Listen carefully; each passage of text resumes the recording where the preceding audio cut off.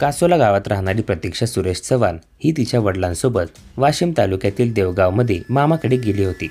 सायंकाळी घरी परतत असताना तिच्यासोबत असं काही घडलं की ते ऐकून तुमचाही थरकाप उडेल। काय आहे नेमकं प्रकरण ते पाहण्यापूर्वी चॅनलला सबस्क्राईब करायला विसरू नका। प्रतीक्षा सुरेश चव्हाण ही तिच्या वडिलांसोबत वाशिम तालुक्यातील देवगावमध्ये मामाकडे गेली होती। सायंकाळी घरी परतत असताना वडील व मुलगी दुचाकीवरून घराकडे जात होते, तेव्हा चिंचखेडा ते कासोला या दरम्यानचा भूस्तर पूल ओलांडत असताना पाण्याच्या प्रवाहाचा अंदाज न लागल्याने दुचाकी पुरात पडली। या घटनेत दुचाकीसह दोघेही वाहून गेले, मात्र वडिलांनी झाडाला धरून आपला जीव वाचवला। 2 किलोमीटरच्या पुढे पाण्याचा प्रवाह संपला, परंतु अपघात झाला तेव्हा मुसळधार पाऊस पडत होता। कोणत्याही प्रकारची व्यवस्था नसल्याने वडील सुरेश चव्हाण यांनी आपल्या मुलीचा नदीकाठी शोध घेतला, मात्र कोणताही सुगावा न लागल्याने त्यांनी चिंचखेडा गाठून गावकऱ्यांना माहिती दिली। यानंतर ती नांदगाव येथे 3 तास शोध घेतल्यानंतर बेशुद्ध अवस्थेत किनाऱ्यावर सापडली।